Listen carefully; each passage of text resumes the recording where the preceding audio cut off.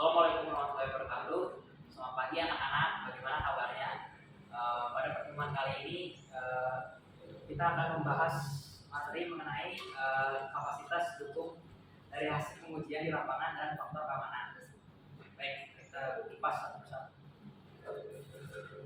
Pertama ialah pembahasan. Pertama, pengertian kapasitas dan daya dukung tanah sendiri. Lalu daya dukung fondasi berdasarkan hasil uji tanah di lapangan. Berdasar uji kekokohan plat, lalu berdasar standar penetration test (SPT), dan berdasar uji penetrasi fluid statis (sondir), lalu berdasar vein shear test, lalu berdasar penetration test (CPT), lalu faktor keamanan. Berikutnya, pengertian kapasitas daya dukung fondasi. Kapasitas daya dukung fondasi adalah kemampuan tanah dalam mendukung beban dari struktur di atasnya yang dinyatakan dengan tekanan geser tanah untuk melawan penurunan akibat beban. Daya dukung fondasi berdasar hasil uji tanah lapangan. Pertama ya, berdasar uji kekokohan plat atau plate bearing test. Plate bearing sangat berguna untuk menentukan daya dukung fondasi, terutama pada lapisan tanah non-kohesif yang relatif homogen. Uji beban plat atau plate work test sangat cocok untuk penyelidikan tanah timbunan atau tanah yang banyak mengandung kerikil atau batuan, di mana uji lapangan yang lain sulit dilaksanakan. Plat beban berupa plat besi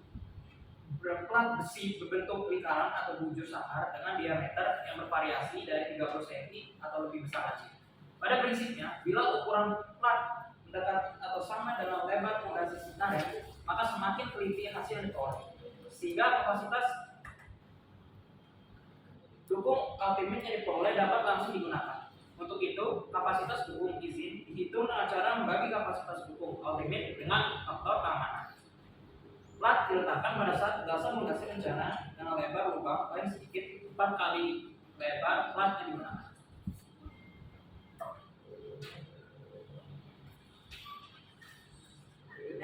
Uji beban plat dapat dipercaya bila tanah dasarnya seragam sampai ke dalam lapisan di mana distribusi tekanan fondasi yang saudara masih berpengaruh.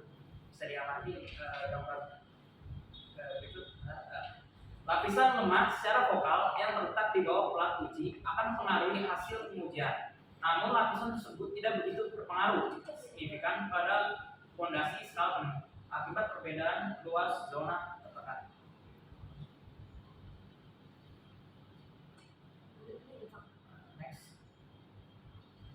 Baik, yang kedua berdasar standar penetration test atau SPT. Sewaktu melakukan pengeboran ini, jika kedalaman pengeboran telah mencapai lapisan tanah yang akan diuji, mata boran dilepas dan diganti dengan alat yang disebut tabung belah standar atau standar split barrel stapler. Di gambar 2.10a berikut.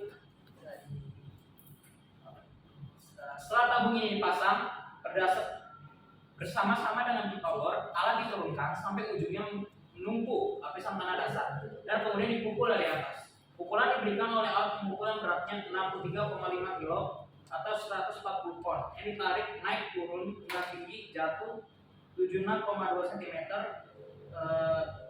30 cm gambar 2.10 cm.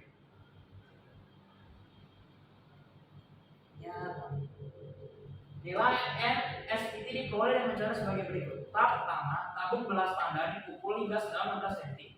Kemudian dilanjutkan dengan pemukulan tahap kedua sedalam 30,14 cm. Jumlah pukulan pada tahap kedua ini, yaitu jumlah pukulan yang dibutuhkan untuk penetrasi tabung belah standar sedalam 30,48 cm. Didefinisikan sebagai nilai N. Pengujian yang lebih baik dilakukan dengan menghitung pukulan pada tiap-tiap penembusan sedalam 7,62 cm atau setiap 15 cm. Dengan cara ini, kedalaman sembarang jenis tanah di dasar lubang bor dapat ditaksir, dan elevasi di mana gangguan terjadi dalam usaha menembus lapisan yang keras seperti batu dapat dicatat. Uji SPT dapat dihentikan jika jumlah pukulan lebih 50 kali sebelum penetrasi 30 cm tercapai. Namun, nilai penetrasinya tetap dicatat.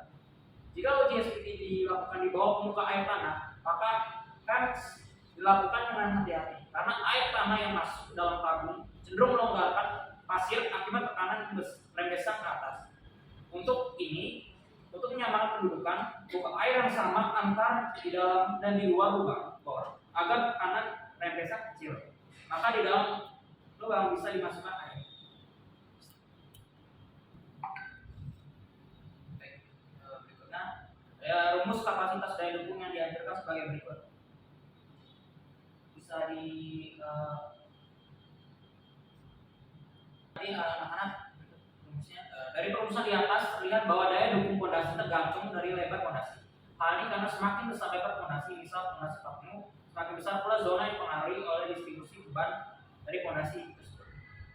Baik, kita lagi uji penetrasi proyek statis atau standar. Selain uji SPT, uji penetrasi proyek statis banyak digunakan di Indonesia. Berguna untuk memperoleh nilai variasi kepadatan tanah pasir yang tidak padat. Pada tanah pasir yang padat dan tanah-tanah berkerikil dan berbatu, penggunaan alat statis tidak efektif karena mengalami kesulitan dalam menembus tanah. Nilai tahanan statis atau tahanan konus QC yang diperoleh dari pengujian dapat dikorelasikan secara langsung dengan kapasitas dukung tanah dan penurunan pada fondasi-fondasi dangkal dan fondasi tiang. Baik, berikutnya cara menggunakan alat di samping ini adalah dengan menekan pipa penekan dan mata sondir secara terpisah melalui alat penekan mekanis atau dengan tangan yang memberikan gerakan ke bawah.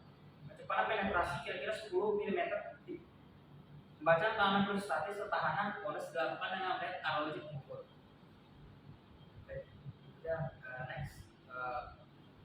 Baik, selanjutnya berdasarkan frame shear test. Pada saat melakukan pengujian, alat ini pasang pada ujung batang bor. Kipas bersekitar tangkai yang ditekan ke dalam tanah, kemudian diputar dengan kecepatan 6 sampai 2 derajat per menit. Besarnya torsi tenaga pembiran yang dibutuhkan untuk memutar kipas diukur.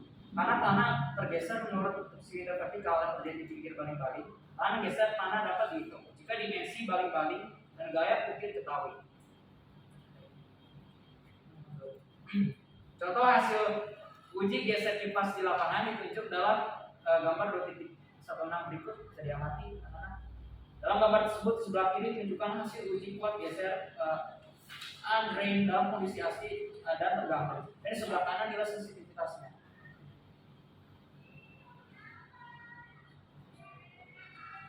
Baik, untuk selanjutnya faktor keamanan.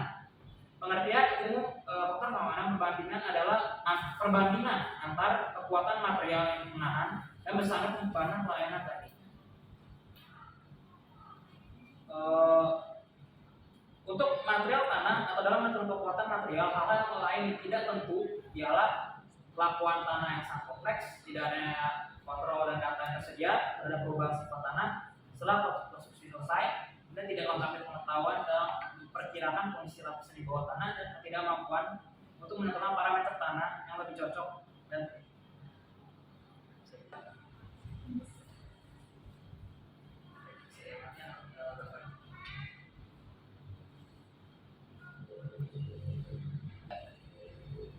baik. Untuk besarnya faktor keamanan pada umumnya SF di dalam kapasitas daya dukung tanah adalah Q izin sama dengan Q ultimate per S kali F, di mana SF sama dengan 2 digunakan untuk kasus keadaan tanah di bawah pondasi diketahui dengan baik dan bahaya yang timbul mungkin tidak besar. Sehubungan dengan beban rencana atau design load, maka beban rencana yang bekerja penuh diinginkan. Dengan design load sama dengan RD kali D kali L plus R1 kali L per L tambah RE kali E, atau design load sama dengan RD kali D kali L plus R1 kali L per L plus RW kali W plus HS. SF sama dengan 3 digunakan untuk kasus di mana keadaan tanah di bawah pondasi diketahui dengan baik dan resiko atau bahaya korban cukup tinggi.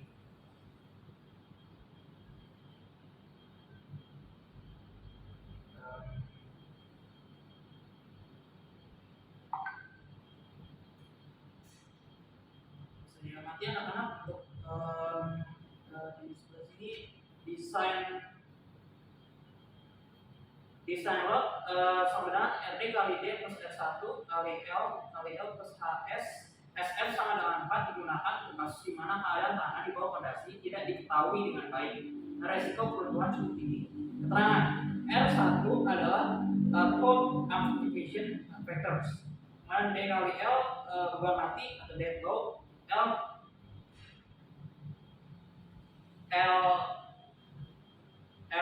ada beban hidup atau live load. W sama dengan beban angin atau wind load. E adalah beban pipa atau earthquake load.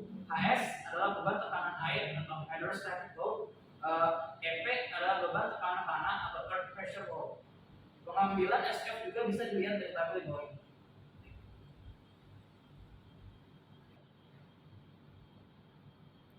Ya, sekian dari pembahasan kali ini.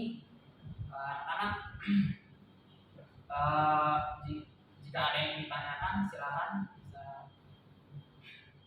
Baik, jika tidak ada yang ditanyakan, pembelajaran hari ini saya akhiri. Terima kasih atas perhatiannya anak-anak.